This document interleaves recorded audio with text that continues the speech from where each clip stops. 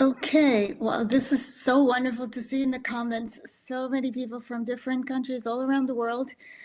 Thank you, everyone, for being here. So, here is an event by the VII Community. VII Community is a program of the VII Foundation in partnership with PhotoWings. And every few months, the series invites photographers who are members of the VII Community to show their work, to present the latest projects. And today's event is about long-term projects. So today we have two photographers with us, Renaud Philippe and Carolina Arantes. So both of them amazing photographers. I know your work from earlier on. I know both of you. I met Carolina in person 2 years ago in Los Angeles, and I think this is amazing. And it's my honor to present you both, but of course, it's you who is going to tell us about your stories. So let's get started with Carolina. Yes. So let me present you first, Carolina. So you are a Brazilian artist, visual storyteller. I know your work called Holy Cow, an amazing long-term project that took you years to complete, and everyone, you should go to Carolina's website and check out that project as well. But today you're talking with us about another work, also a long-term project, which is amazing. I've seen it already, and it's already a book called First Generation. So this is a documentary project about the first generation of French women of African descent who were born in France. Yes, so from what I understand, this is their daily life, their fight for asserting their identity, their social place, and legitimizing their dual origin. So, Carolina, I welcome you to tell us more about this project, the book, the photography, behind the scenes, everything. We want to know everything. Thank you, Anush, for the introduction. I'm very happy to see you. Oh, so I am? No, I'm not. Are you hearing me? No, take a look what's with your microphone.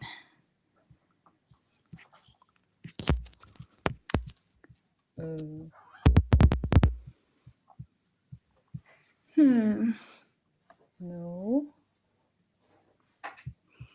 Sorry, do you hear me? We were okay a little bit ago. I'm sorry for that. Wait, let's change. Oh, okay. Okay, people are commenting that they can hear you. Maybe it's only me who cannot hear you. Renaud, can you hear Carolina? No, I can't. Before it was okay, but now...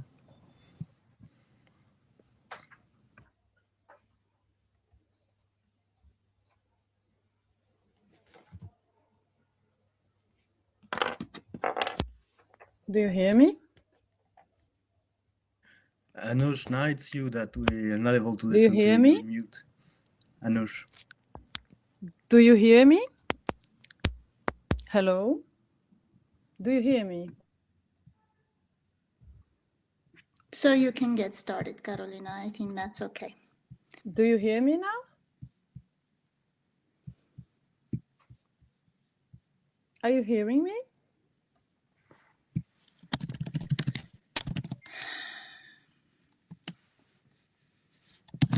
So, is everybody hearing me, please? Okay, thank you. So I'm sorry for that. I was a little bit lost. So I was thanking Anush for the introduction and saying that I'm very happy to see her again, meet her, and to share this moment also with Renaud here about the book, First Generation, that it was a long-term project done through 8 years of investigation in collaboration with several women that are part. The personages of the book are very part of the construction of this book, and I think I can consider it a kind of collaboration. So First Generation is a work I can talk about. This is the cover. We try to make it kind of a family album aspect from the 70s, because after colonization, the end of colonization on East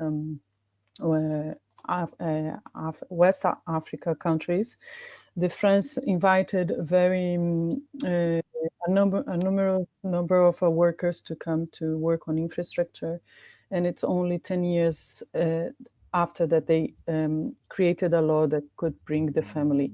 And the kids born in this reunification, what is the La Reunification Familiale, it's a law created in 76, are the first citizens in France from immigrant parents. And I was intrigued by the visual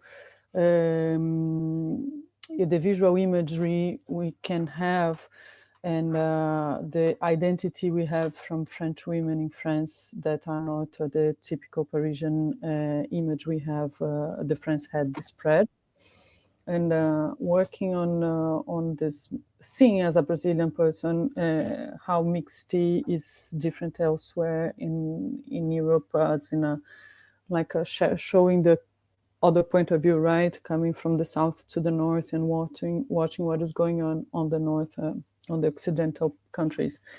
I realized that this representation was really wrong, like I'm mistaken, for the fact that the France is now a very mixed country, and we know already the visual. We have our mind the identity of the black male French guy that is constructed through music, cinema, football, and we have it displayed already. But the women were not yet presented when I started the work. Of course, this changed a lot. Meanwhile, there were Black Lives Matter and there were Me Too movements happening, and also the social medias grow a lot. And it was also the social medias are also a tool for activism and Black activism, and this changed a lot.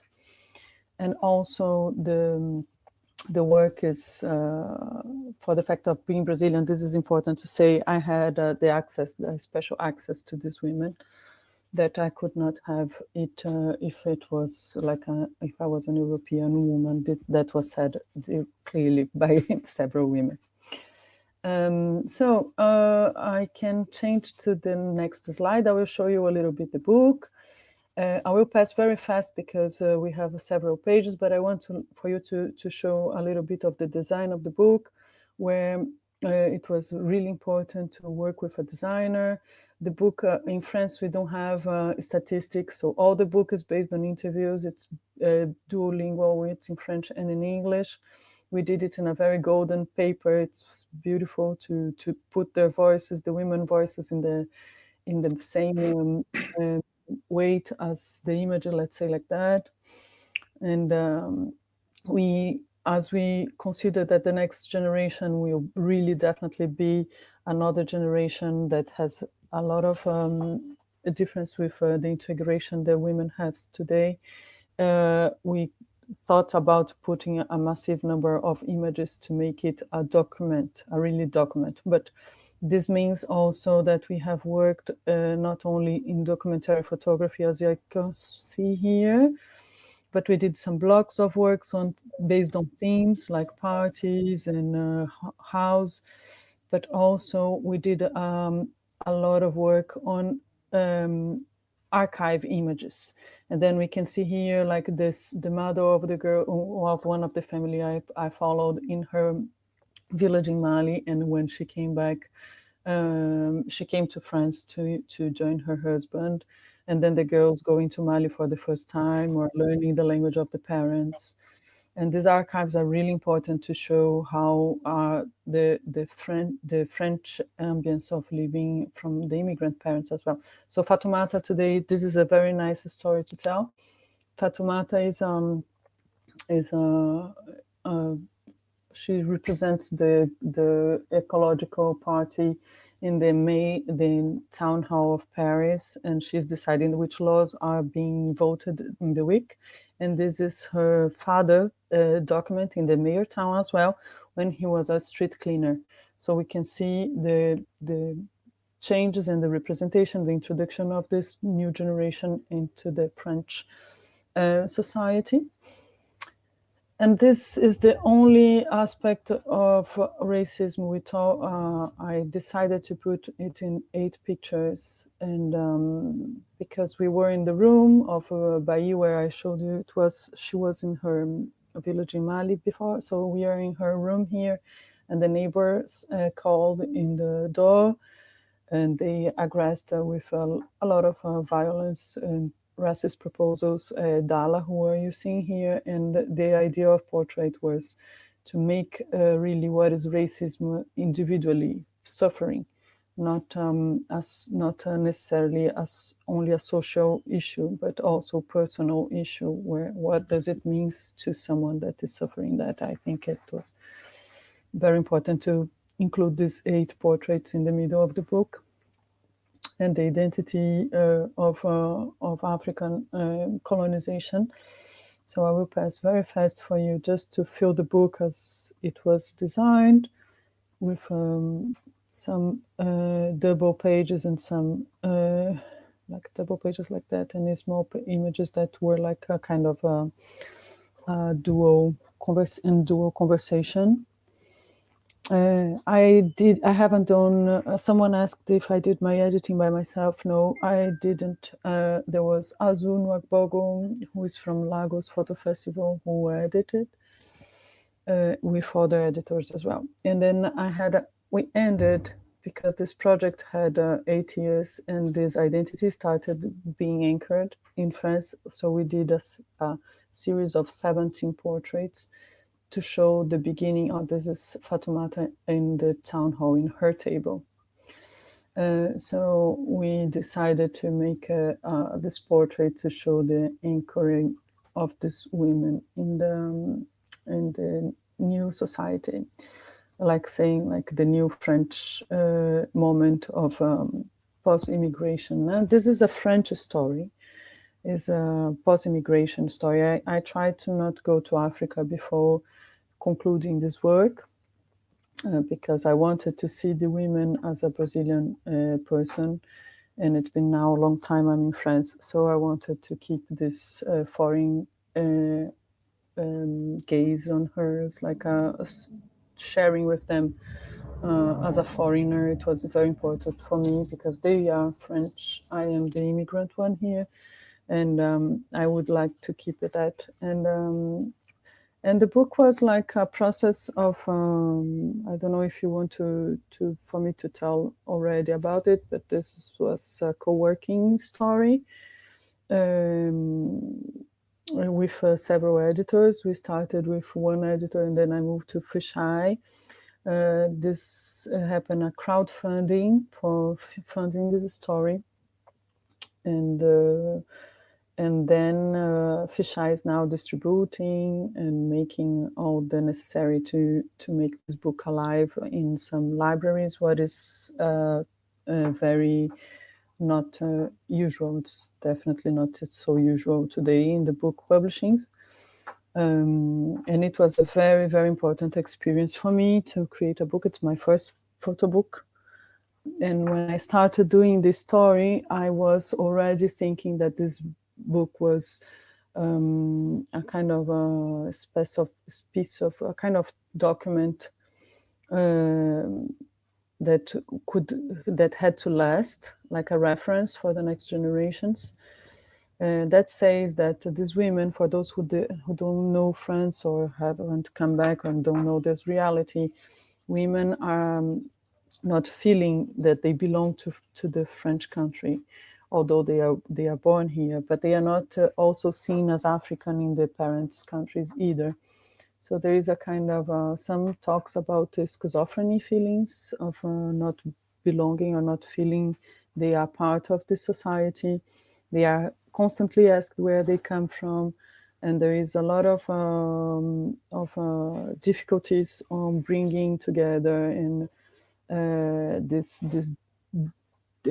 two different, sometimes antagonist cultures, like and requesting what is about to be a woman today in a cosmopolitan city or country, and what is to keep the tradition of the parents that are so important. So the book, we traveled along this both sides of constructing something in an adulthood, like the women's are now 40, 30, so they are choosing consciously what to bring from the what to keep from the African countries, and what to include from the French, and how to move forward with this both together to another third element that would be their identity, right? And I think that it's interesting also to say that the immigrants, as everywhere, they are definitely searching for their communities, and parents are normally very linked attached to the country's communities, but the kids, that the first generation, they are making a mix of Pan-Africanism in France. So the Senegalese women are like going out with Ivorian Coast ones or Congolese girls. Like there is a kind of this new generation. There is a kind of a way of saying themselves they are Afropolitans. They are not necessarily Malians or Congolese. And also for the fact that I wanted us to see France as a country that has these discussions going on, I avoided looking for some only few women's, because if I I was afraid that if I was choosing only Malian girls or Congolese ones, they were going to be seen as a community, part of a little community of immigrants, but not French women. So I melted everything on the same pot. So talking, I opened the project to women all over the West African and ancient colonies from France, to talk about what is French women, Black French women in France today.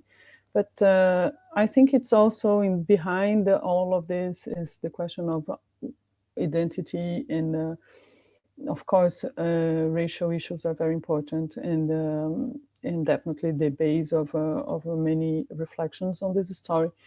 But behind of that, it's something that is universal, that is the fact of belonging and not belonging, and traditions, and keeping our culture, original culture, that touched me directly, because I am myself from Minas Gerais in Brazil, but I grew up in São Paulo. And when I was in São Paulo, I was treated as I was from Minas, and Minas from São Paulo. And then I came to Paris, and I'm suddenly a Brazilian person, like I'm a foreigner. And before I was in Spain, and then I was a Latina woman. And then all these labels that you are adding, and thinking where are our roots, brought me to try to understand what is going on with these women, right? Because if for me, I have done my choices and sometimes not, but these questions came very importantly. I was wondering for them that belongs where they are from this country, their nationality is here. So how was for them to deal with this identity that is historical and personal at the same time. So I think that this is a kind of shorter. I will be very happy to share more with the questions after, and I will let Renaud talk a little bit. Thank you, Carolina. This is amazing. How long did it take you to work on this project, to complete it? I started in 2014, and there was a moment I was questioning what is like the place of speech. How could I talk? After Black Lives Matter and all these changes, I entered in a really existential question on how to keep this project.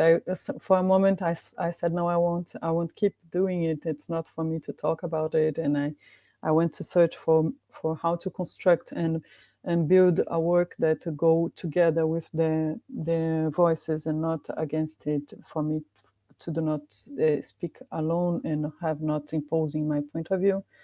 So it was, sometimes I did some pauses for these reflections.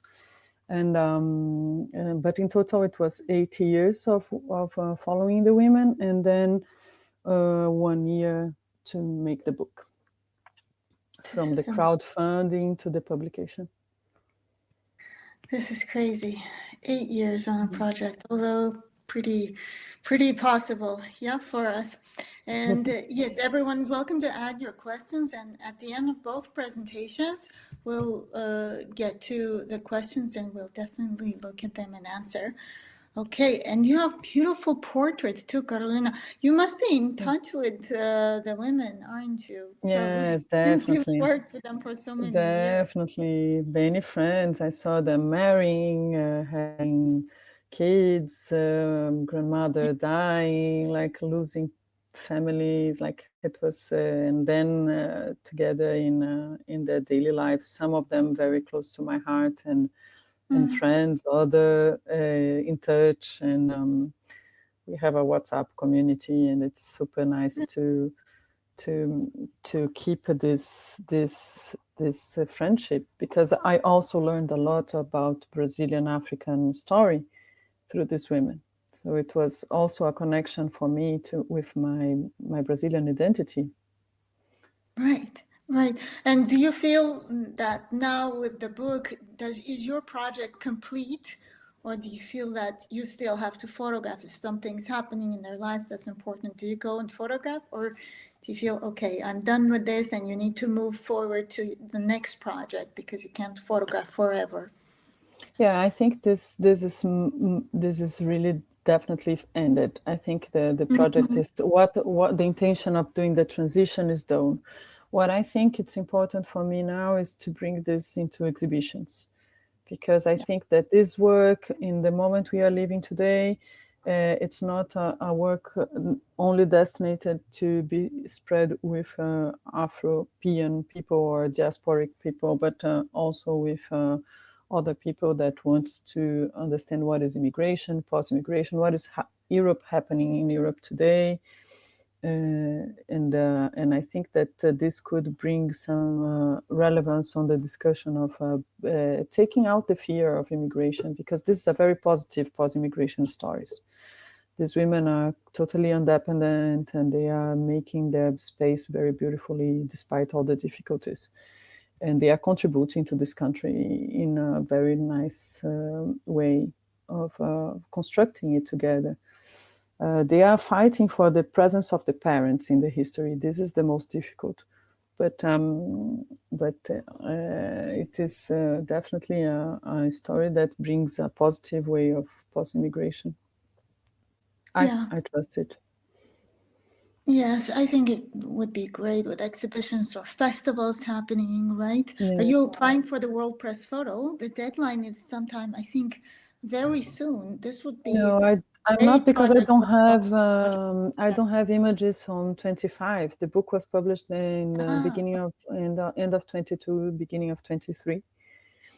So I don't have images to apply to WordPress Photo today, but I'm working on exhibitions. The work was presented in the Best of Nuit de l'Année in Arles, and we are planning to make the book was selected as a best of also at Lens Culture. I'm fighting. I'm fighting to spread. That's what we do. That's what we do. That's what we do, exactly. Exactly. The struggle. And but you are great at sharing your work, at making sure that it reaches wide audiences. That's what you did with Holy Cow, and I'm sure this will happen for this project as well. And the book looks beautiful. So Thank you. thank you for this. Thank you for presenting your project. And there are a couple of questions. We will get to them at the end. Okay, and now let's go to Renaud Philippe. So Renaud Philippe is a Canadian photographer. He is going to talk to us today about his project RETOMADA, which is also a book. And this is a long-term project that documents Guarani people's movement to reclaim their ancestral lands in Brazil.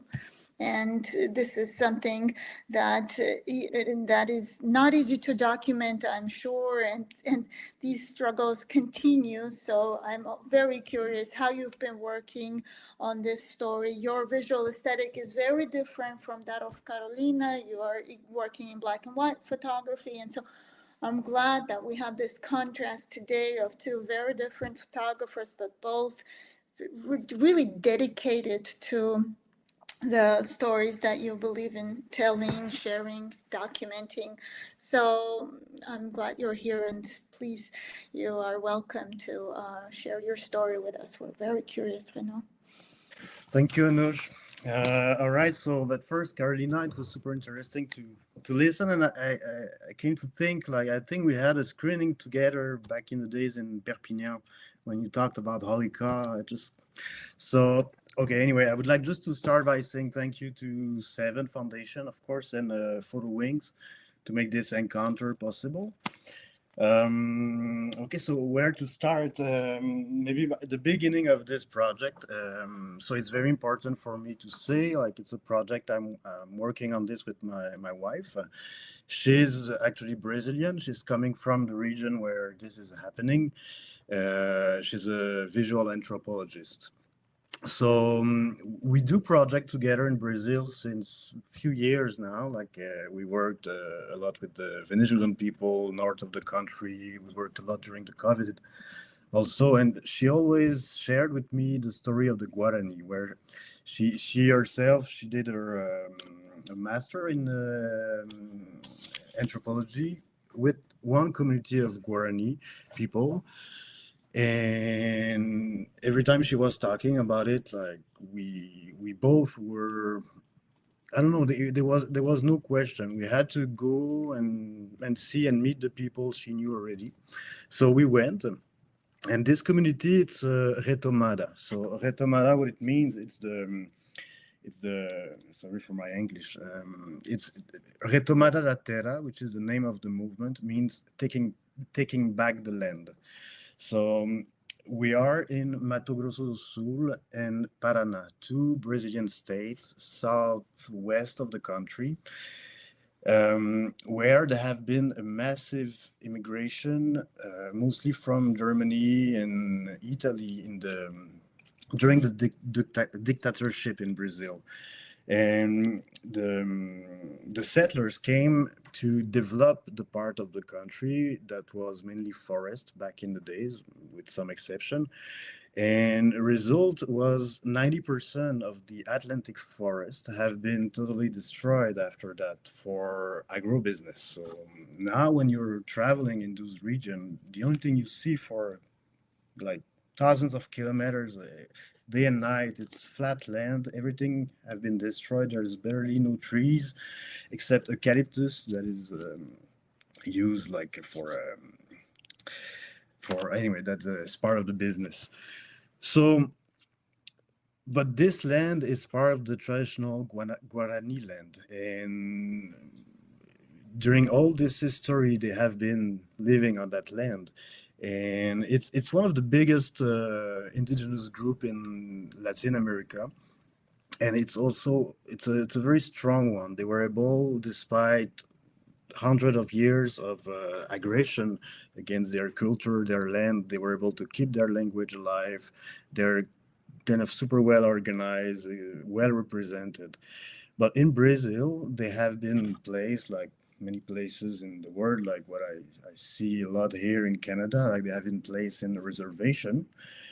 And all around those reservation, it's intensive agriculture now.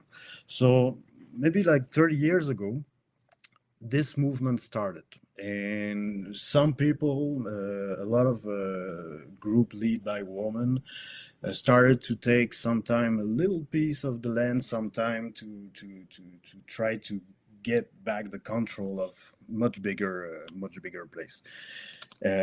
Sometime it's successful, sometime it failed. And so the situation today is like across those two states, there are some people living out, some Guarani living just outside the reservation. Sometimes since a few months, sometimes since dozens of years. And where they live, it's not recognized. They are considered even now as a squatter. So they have no access to basic rights that are supposedly how to say, sorry. I mean, basic rights that are normal according to the Brazilian constitution. So this is one thing, but the context where all this is happening is extremely violent. In front of them, it's all this agribusiness movement that is extremely strong in Brazil, and we are in a region of Brazil that is truly at the extreme right of the Brazilian politics. I think it's fair to say that like a big part of the Bolsonaro government have been coming from this region or influenced by the mentality of this region. That itself is influenced by the mentality of what was Germany like years ago and Italy years ago. So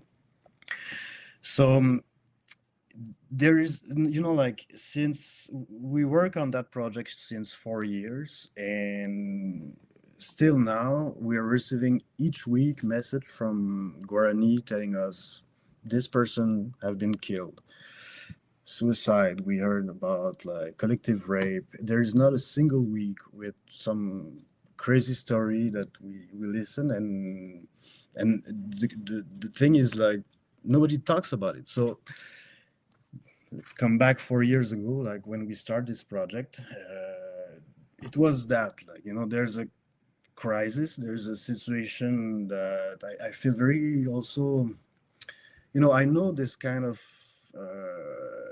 the impact that colonialism had on population like this in history. I've seen it in many different places in Canada, different communities, and talking with Carol about that, I was recognizing the same kind of dynamic. So we finally went first time. We delayed it a little bit because COVID happened. So we wait everybody to get the vaccine, and we went to this community the first time to realize two things. First, the Guarani, they are talking about a genocide going on, and there is now, after more than, 50, 60 different long interview with people, there is no other word that can come to my mind when I'm talking about the situation that live on a daily lives, the Guarani.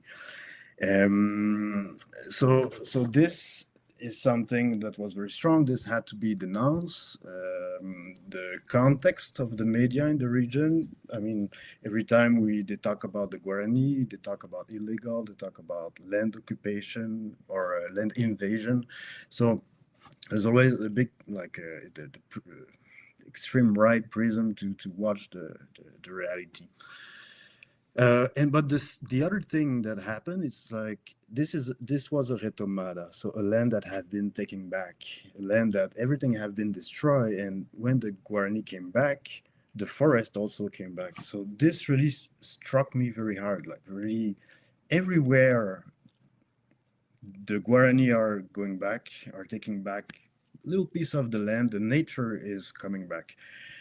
So this itself kind of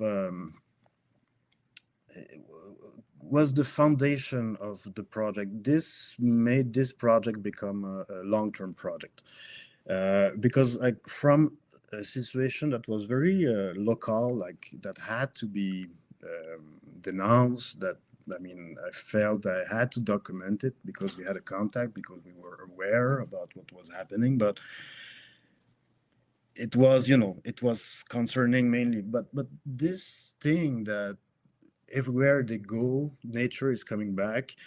It shows that the fight that the Guarani are doing, it's not only a fight for their own survival, it's a fight for the survival of the humanity, like, because it's, I mean, to me, what they are doing, fighting against this big agribusiness, against this system that is working for profit and more profit, that's the fight that all humanity must do. So I'm talking, I'm not showing it's always the same thing, the photos.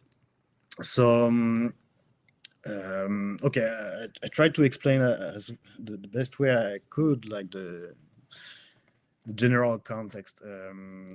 So to be able to do that kind of story, like, you know, like, I think photography, it's a lot about the link you create with what you photograph, whether it's a person, it's a landscape, whatever, it's the link you and to make a link with the Guarani, this has been the main, I wouldn't say challenge, because it kind of went very well, but it has been the main thing that we had to work on at the beginning, to make sure everybody was understanding what we were doing. And slowly, but we had no plan. So we went one time, we felt we need to go back, and it did that. I mean, for 4 years, we need to go back. And I think the third time we went, we arrived at a moment where there was a meeting where all the leaders from all the community in those two states were together talking about the issue their people were facing. So this moment was extraordinary, because we were first introduced by some people. We had already a beautiful link with them, and we get to know a lot of leaders, and they explained to us what was happening here and there. They invited us to go to see, to visit. And after that moment, that this is the way we worked. I mean, so the leader, the population, the people involved in the RETOMADA have been, I mean, we work with them. We work with the leader. They invite us to come there. They wanted to show us this. Once, like, the old woman who was on a RETOMADA died, and they were going to put it like to la mise en terre, sorry, I'm losing my word in English, but they were put her body into the soil, and they called us to document that. I honestly was a little bit surprised. It was a super private moment, like very emotional, but there was a comprehension of the symbolic of the thing. Like, she fought for this land all her life, and now we're gonna put her body in the soil.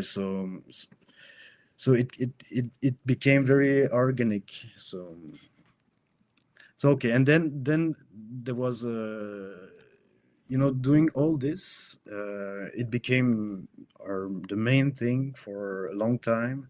I stopped to do a lot of projects, and I really tried to focus on this one. And then after, like, what you do with this after so much time, like, and the book was for me the only option, like the most, it was super important to live as a book, to be a project that you can, that stay, and that you can put somewhere, give to someone. It was also a testimony of the people we work with. So we went in 25 different RETOMADA.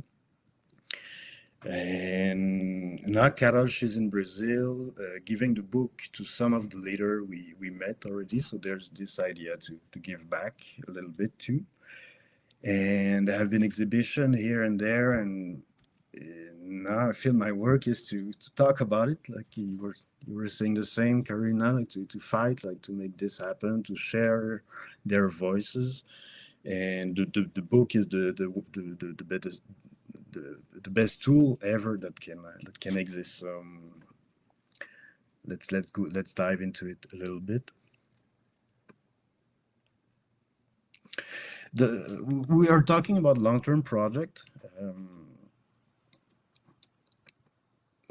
when you take the time, something happened. Always something happened, and there was something very interesting in this project. It's not long term, like 10 years on one subject, but to be able to see from day one when some community tried to take back a little piece of land, to see 1 year, 2 years later how it changed from the moment it's everything all burned and dry till the moment it become like the beginning of a forest.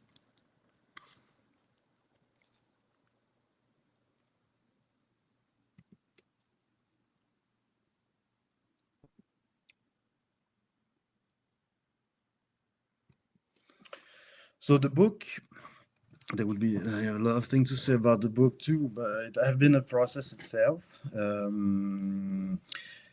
It's something I had the chance to have like an artist residency in a center dedicated to photography here in Quebec. So it lasts, I think, 3 weeks, and I needed the time to stop everything else and to work on the dummy. So I took 3 weeks kind of off doing only this, like put everything together. I had an exhibition that I've been presented in Quebec before, so there was big work have been done already on the edit. And then there was the integration of the text. And at the end of this residency, I printed the dummy. It was almost the way it is now. And I started to trying to search for an editor.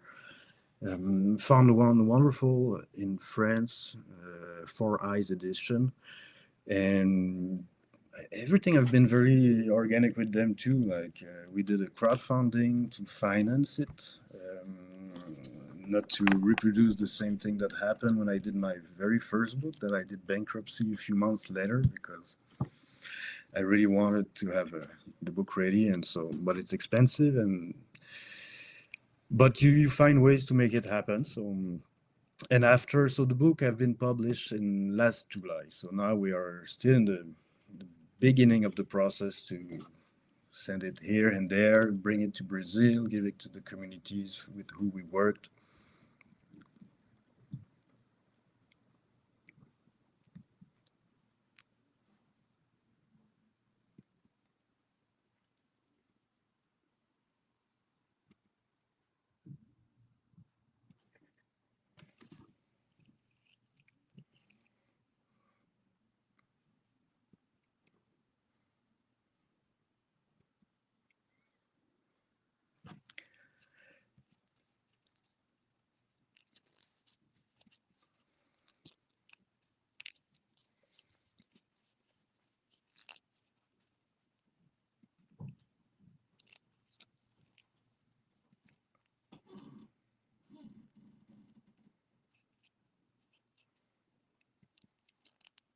I think we went around. So yeah, voila. So I think that's it. Like I think I would have a lot of more stuff to say, but probably in the questions there will be.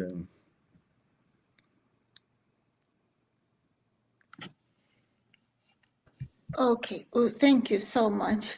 Thank you, Renaud. This is really beautiful work, and yeah, amazing. 4 years, and you're still continuing.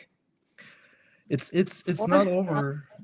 Yeah, Carol, she's still working with now she's making she's still with the university here in Quebec, working about the Guarani. We're thinking about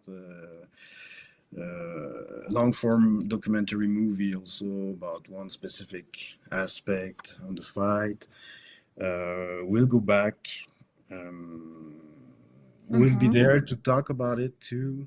I mean, something happened, and yeah, this I haven't talked about it, but something happened when we were working about it in November 2023, I think, yeah. And there was a situation one day, there was a lot of violence against mostly women in one community, and we were not so far, and the local police stopped, ask us what you do, journalist, blah blah. I try to identify myself. And next thing we know, like minutes later, there have been some kind of we've been blocked on the road by maybe like 30 men with big pickup, like balaclava, and they kind of attacked us because we were doing this work. So I end up like with some broken ribs, and we had to hide for a few days because two different local police force were involved in the attack. So this had a, I mean, of course, it was not a nice moment to pass, but I mean, in some point, it was a turning point because we decide to, from that moment, to use this, and it's terrible what I'm going to say, but it's kind of the reality, you know, like big media in Brazil, like I never heard anything about what was happening to the Guarani into states.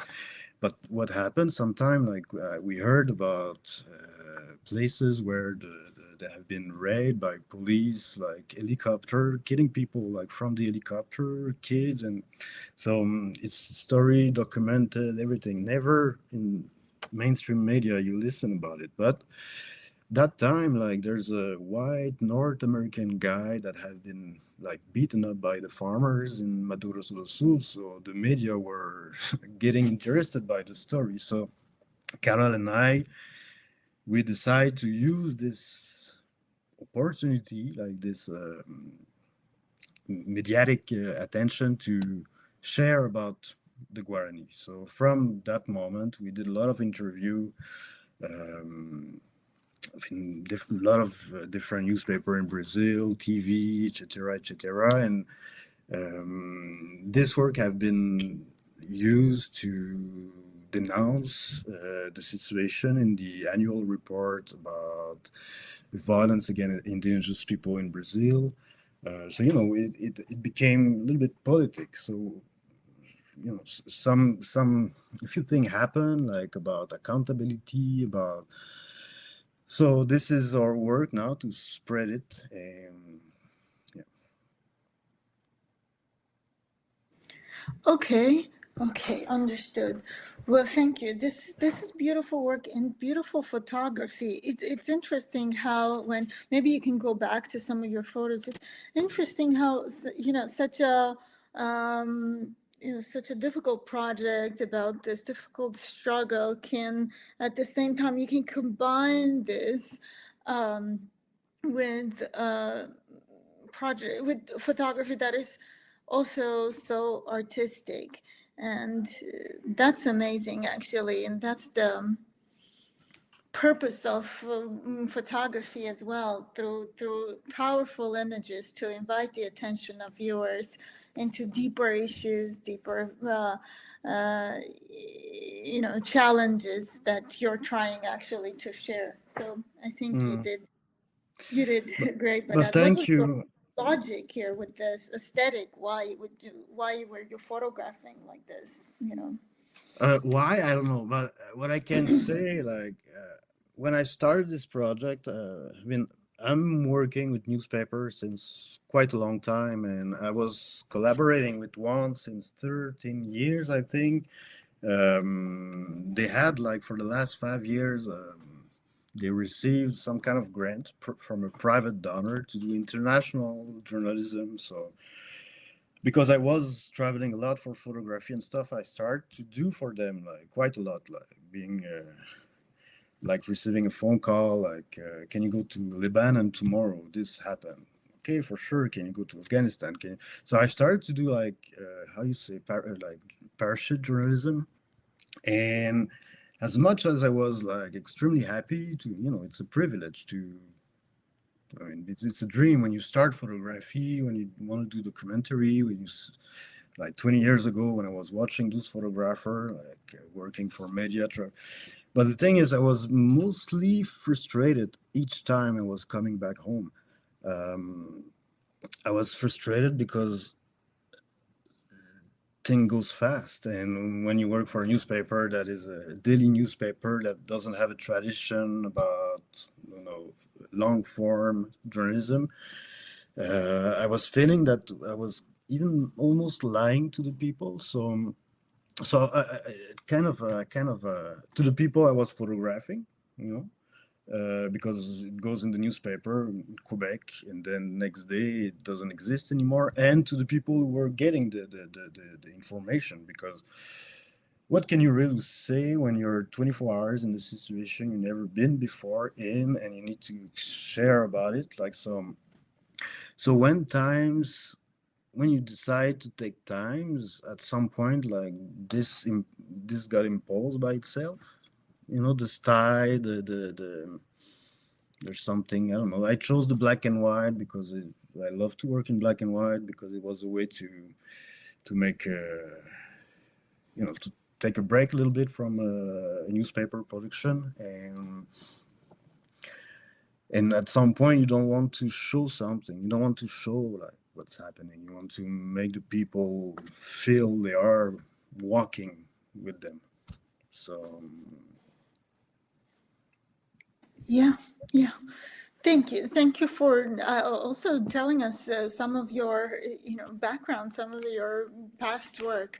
I had no idea, and this is an interesting transition, a beautiful one. Although, of course, it's more challenging when you need to, when you're freelancing and have to make everything happen for yourself, and you don't have like a newspaper, yeah, but sending you. I was freelancing for the newspaper. Always You were still freelancing. freelancing. When you stop freelancing, it must be really hard to go back at it. But better not to Yeah. stop. Mm. I'm sure it is. Although I wouldn't know. I've never really done anything else than freelancing. Yeah. Almost. Okay. Well, thank you so much, Renaud. This was amazing. And let's learn more about all of this, about your work, by diving into the questions from the audience. That way we will know more. And first, let's go to questions to Carolina. Yeah, we have quite a few, actually, the first three. So let's talk about it, Carolina. Maybe not too much in detail, so that we can go through all of the questions, because we have about 20 minutes or so. Okay, so the first one is from Olivia Beaudoin. Thank you for sharing this beautiful work. I'm curious how you continue to find funding for you to work on your project, and eventually how you found a publishing home. Okay, so I think that for the work, I got an important grant. That it's the Fondation Jean-Luc Lagardère that gave me a very nice grant to continue this story. And in the moment, of course, this grant lasted one moment, but not the 8 years. And after, I was like doing commercial works and institutional works to keep giving my free time to this work. And it's a lot of personal investment, of course, a lot of personal investment. And for a publishing home, I think that I've passed through several festivals showing the books for editors, the project before the book, because I didn't have a dummy. But I had in my mind exactly what I wanted, and it was quite the cover was a difficult one to find, but the process of the book with the texts and the images and the sequence, we were already started talking when I started the book, but finding the publishing house was like that. And then I applied with Polka magazine and Photo Evidence for crowdfunding with Kickstarter. And at the end, for the familiar questions that I was passing by, and I had needing more support from the editorial house to distribute, to host, and sell, and all those things. By the end, I finished by publishing it with Fish Eye that gave me. It's not all the publishing house that can give it to the photographers, like the distribution, and some like almost even like having a place where you put your books, where you host like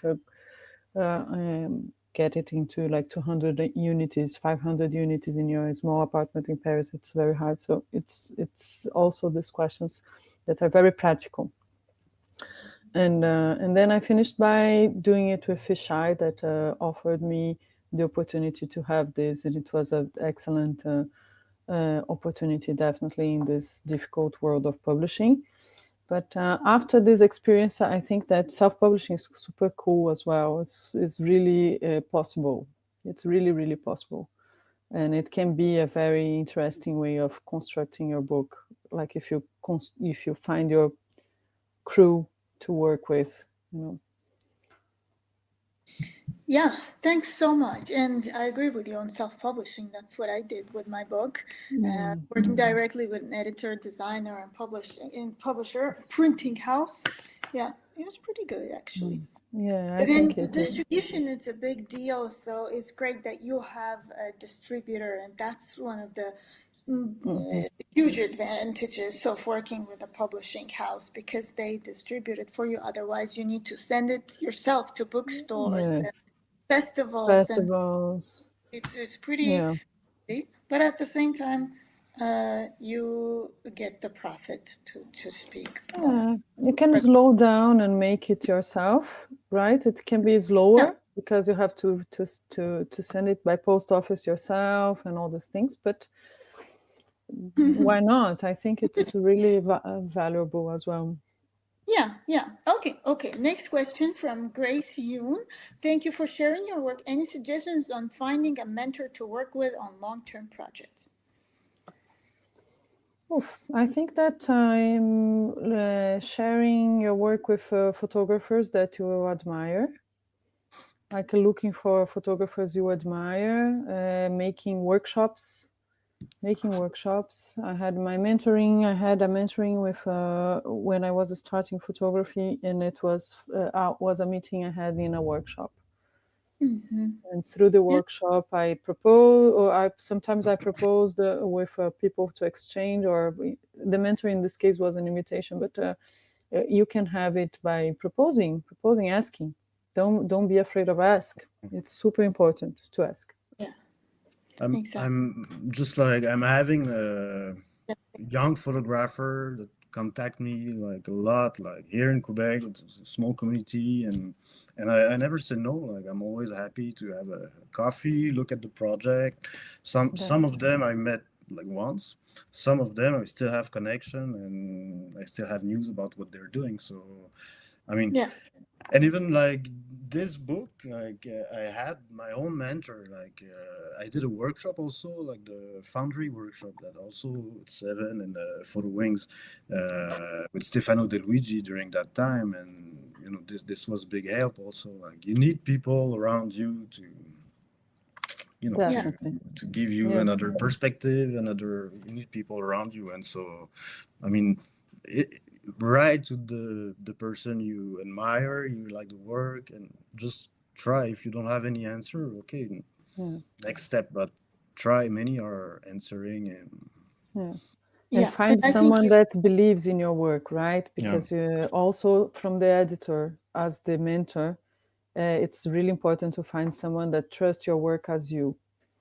because the person will have to be encouraging and also to be critic. So it needs to be a good feeling between you, the mentor editor, and the work.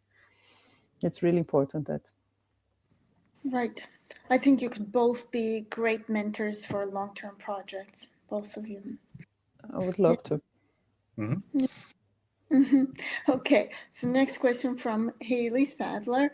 So beautiful, Carolina. Two questions. How did you know or feel that the project was complete 8 years in? And if there are ever moments of discouragement, what gives you your internal motivation to continue documentation over such a long-term project, as well as to keep fighting for the project's distribution amidst those moments of doubt and discouragement? Okay, so for the first question, I think that I started this work when I was feeling a changement of this identity, and I feel that I concluded when I saw that this identity was getting anchored. I think that this was the moment I said, "Stop! I don't need to show later on." This is the sensation of being floating, the identity that is floating.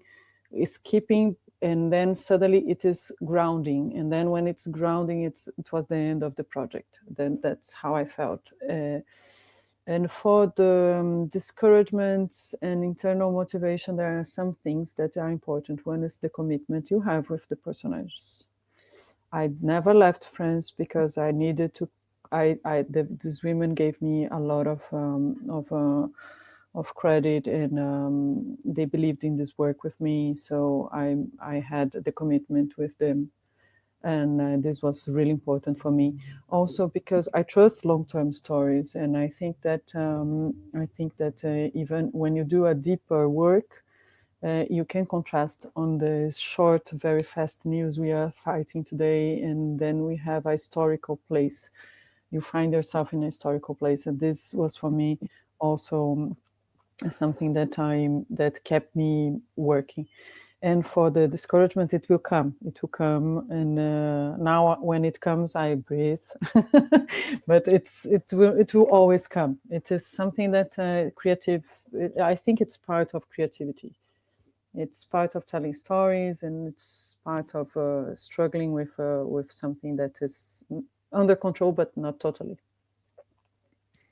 Be brave. Yeah. Haley is brave. She's a great photographer. Okay. Thank you, so, Haley. You know her, don't you? All right. So let's next question. Okay, to both of you, maybe let's let Renaud answer this one. For both of you, was there any collaboration with the participants from photographing to the book? Yes, of course. I mean, without them, there would be no photos.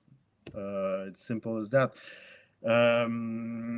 So I told it before. I said it before a little bit. Like when we were working, we were basically available for them, and we made some beautiful links with some people that were involved, like from the beginning till the end. Every time we were on the field, it was with them.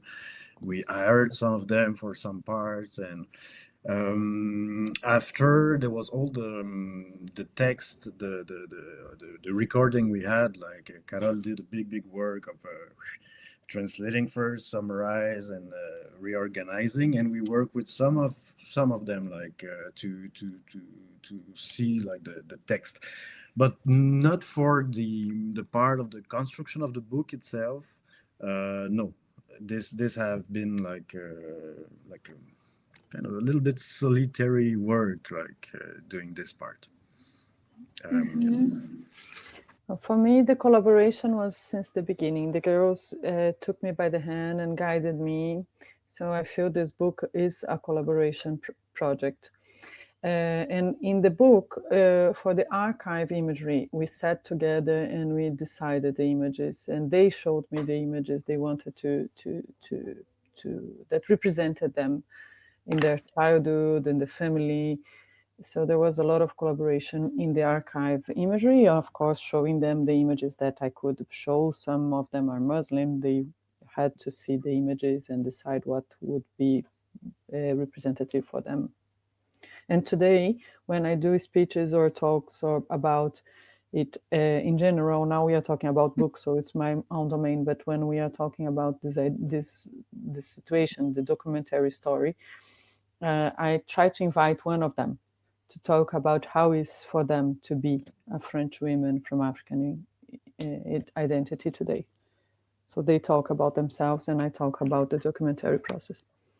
Mm-hmm.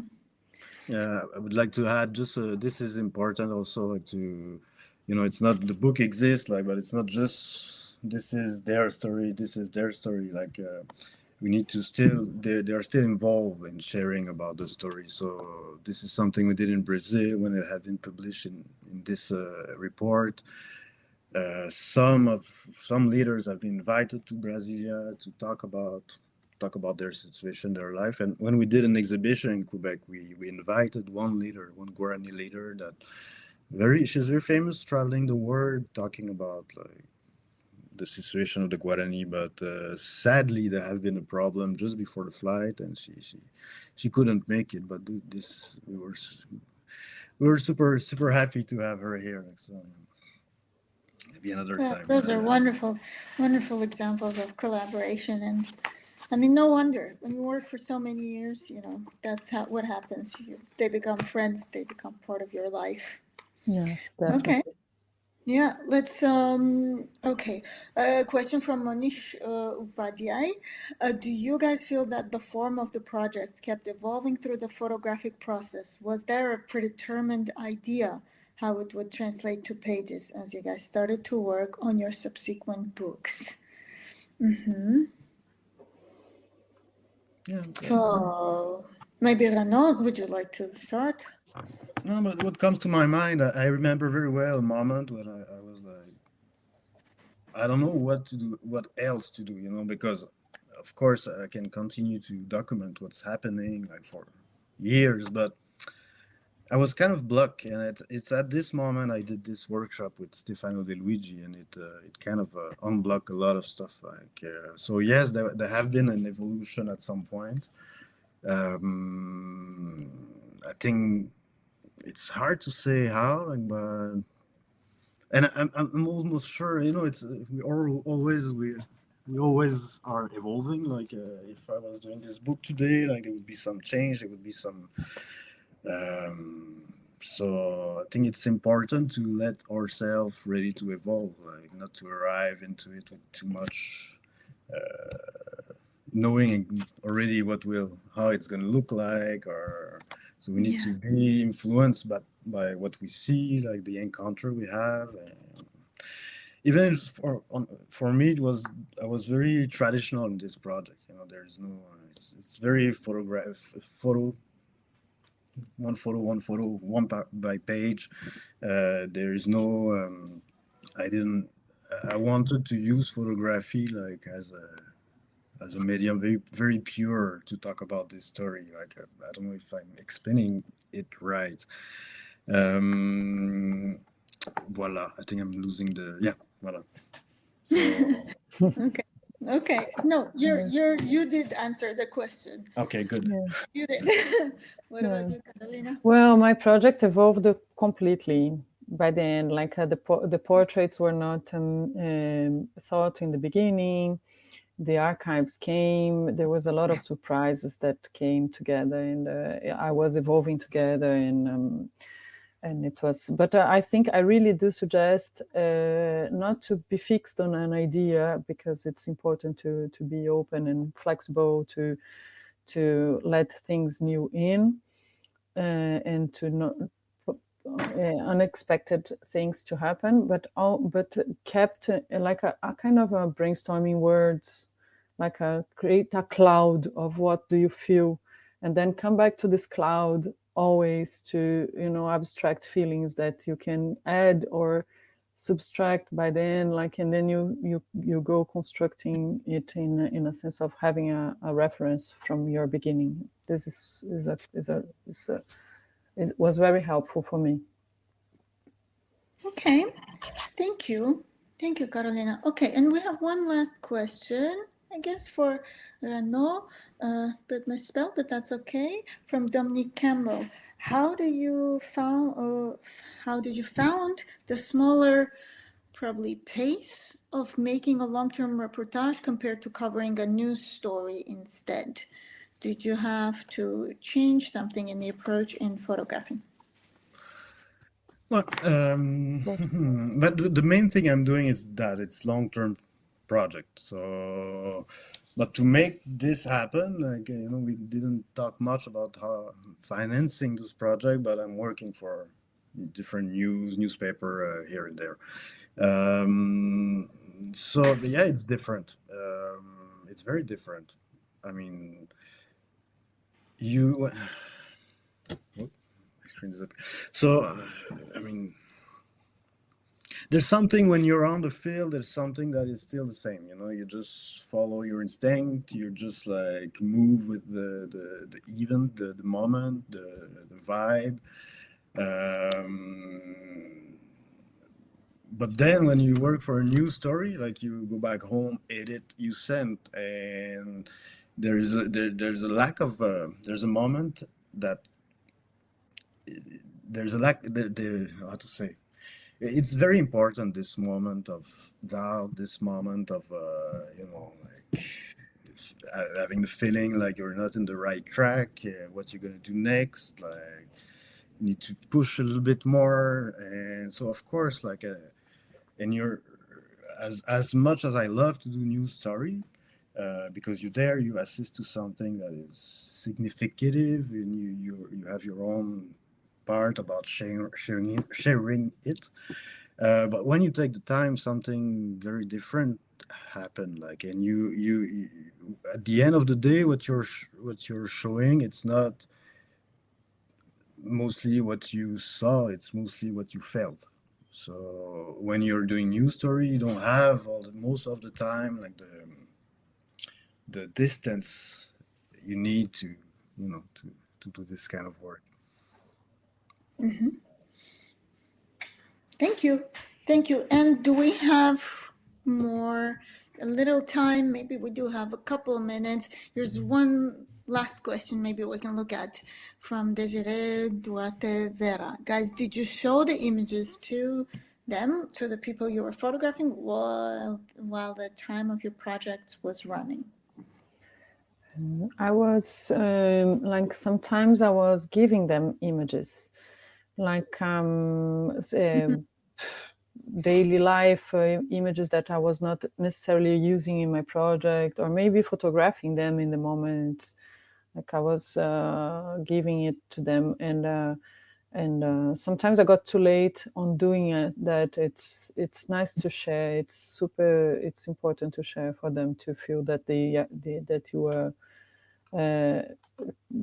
respecting the trust they are giving you to enter in their lives.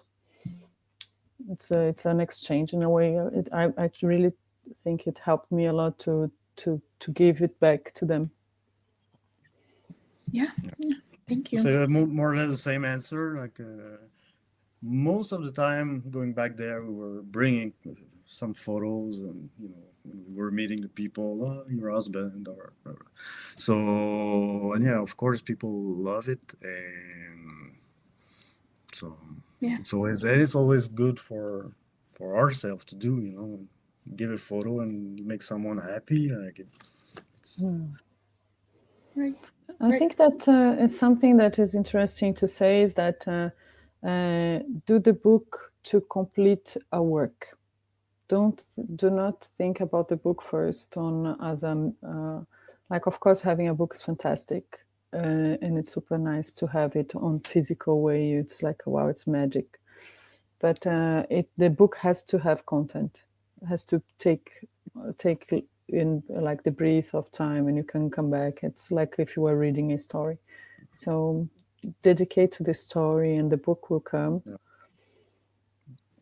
Yeah. Dedicate to the story, and the book will become a need. Flower. Yeah. That's what you're gonna need, because it's not in a newspaper that you're gonna be able to present what you want to present. It's not so. Yeah. And just do it one day at a time. Like, it seems like a big challenge to do like a book, but it's like everything else in photography, one step at a time. Be patient. Yeah. Okay, well, this is amazing, and this was a great ending.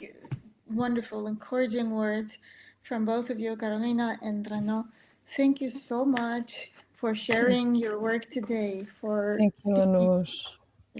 Thank you. Thank you for everybody. Thank you, PhotoWings and VII Foundation. Thank you very much. It's a pleasure being and sharing. It was hoping amazing. this will inspire a few photography book that we'll see in HAL in a few years. Yeah, you definitely inspired us. Both of you inspired us. And thank you to the audience who were here asking questions. Definitely. Thanks so much. Okay, everyone, this is it for today. We'll see you for the next VII Community event. Thank you, and bye-bye. Bye.